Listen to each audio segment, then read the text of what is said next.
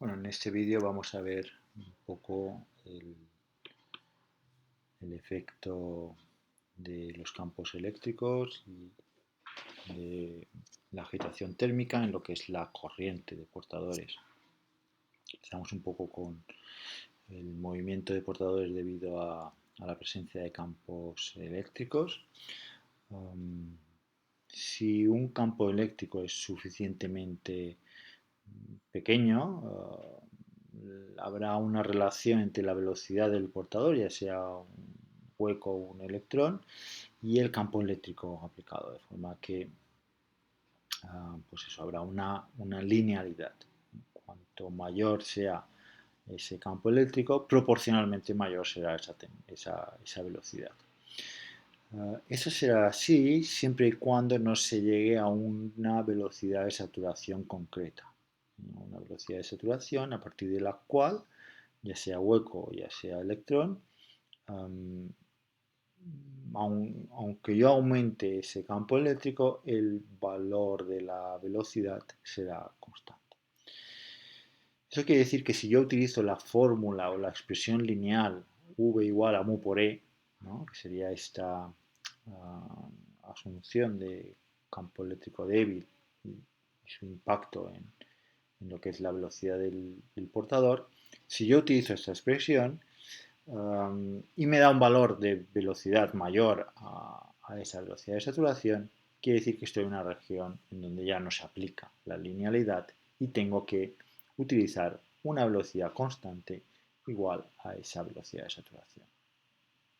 Por tanto, en la gran parte de esta asignatura suponemos la región lineal. De todas formas, no necesariamente va a ser así siempre. Por ejemplo, en los transistores MOS de canal corto, se da la situación de que los portadores llegan, cuando tocan el drenador, ya llegan con esa velocidad de saturación al al tener unos campos eléctricos en el interior del canal del transistor suficientemente grandes como para que así sea. Vale. Todo movimiento de cargas debido a ese campo eléctrico que se ha impuesto me va a generar una densidad de corriente. La densidad de corriente las mediré, o las corrientes las mediré, cuando hay un movimiento ordenado de cargas en una dirección determinada. En general, la J, esa corriente por unidad de área, la podemos entender o la podemos relacionar con la velocidad de las cargas en movimiento mediante el producto de la densidad de carga por la velocidad. Densidad de carga es decir, cuántos coulombios por unidad de volumen, cuántos coulombios por centímetro cúbico tenemos en un punto concreto, multiplicado por la velocidad de esas cargas, en caso de que vengan. Eso me da la J, una corriente eléctrica, unos amperios, por centímetro cuadrado, que es esa sección por la cual me van a atravesar, ¿no? Y eso lo vemos aquí en esa JN y JP. JN aquí representa corriente, la A minúscula se refiere a arrastre de electrones. Pues la corriente de arrastre de electrones es ρ por V, en donde esta ρ es menos Q por N. N recuerdo, N minúscula, aquí lo relacionamos con la densidad de portadores de carga negativa por unidad de volumen. Por la velocidad de esos electrones, que es mu por E. Por tanto, Q por mu por E es la densidad de corriente de arrastre de los electrones. Y se mide en amperios por centímetro cuadrado, en electrónica es la típica medición. Si nos vamos a huecos, tenemos lo mismo, ρ por V, por tanto Q por P por V por sub P. Sería Q por P por V sub P. Aquí hay una errata, que esta N tendría que ser una P. Q por P es la densidad de carga. Porque P, recordamos, esta P se refiere a número de huecos por unidad de volumen. Si multiplico el número de huecos por unidad de volumen, que es esta Q, tendré densidad de carga, coulombios por unidad de volumen, multiplicada por mu p por e, que es la velocidad de los huecos.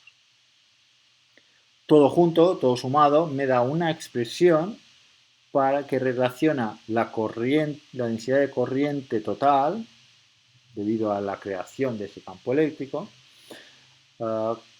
con densidad de portadores, NIP, y sus respectivas movilidades.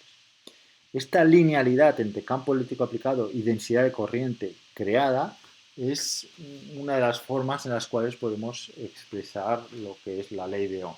La ley de Ohm, donde la constante de proporcionalidad es lo que se conoce como la conductividad del material. Por tanto, la conductividad del material está en función de cuántos portadores de carga negativa y portadores de carga positiva tenemos en el semiconductor y que pueden ser creados ya sea por agitación térmica de banda a banda o por la ionización también térmica de las impurezas que yo pueda tener allí.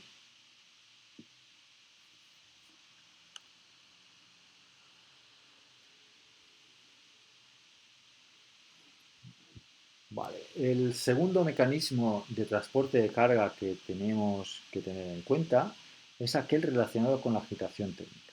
Por el hecho de que el cristal esté a una determinada temperatura, vamos a tener un movimiento aleatorio de cargas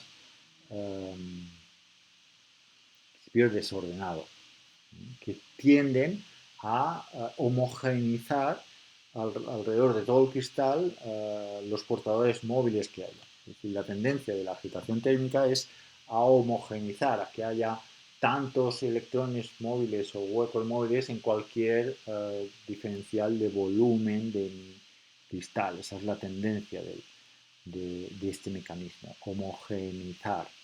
Por tanto, si yo tengo o parto de una situación en donde en una zona tengo más portadores móviles que en otra, esa agitación térmica y esa tendencia a homogeneizar esa distribución, pues dará como resultado una situación en la cual de las zonas en donde tengo más concentración va a haber un desplazamiento neto hacia las zonas en donde tengo menos concentración.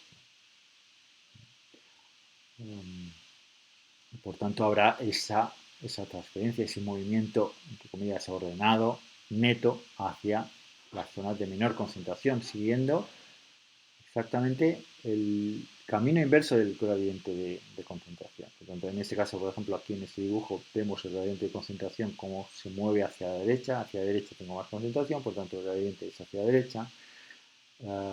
La difusión iría en contra de ese gradiente. De hecho, vamos a aplicar lo que se conoce como la ley de Fick, donde se utiliza que el flujo neto de portadores debido a la difusión es proporcional a, a menos ese gradiente. Por tanto, teníamos una difusión de electrones y una difusión de huecos, ¿no? Con esa proporcionalidad al gradiente de electrones o al gradiente de huecos, ¿no? que estaría seguramente en la siguiente, ¿no? En esta. Entonces, tendríamos la difusión de huecos, teniendo en cuenta también cuál es la aportación de la carga que se está moviendo. Si es positiva, pues mantendré ese signo menos de menos el gradiente. Si la carga es positiva, pues si la carga es negativa, pues ese menos gradiente se me va, ¿no? Porque menos por menos tendré ese más. ¿No? La corriente de difusión total será igual a la suma de corriente de difusiones de esos dos portadores distintos. Tener en cuenta también que hay una relación que se mantiene tanto para situación de equilibrio térmico como no, que es la relación de Einstein, que me relaciona esa D mayúscula, esa constante de difusión, con la movilidad. La ratio constante de difusión en la movilidad es la tensión térmica, es el K por T entre Q, que en temperatura ambiente es de orden de 25 milivoltios.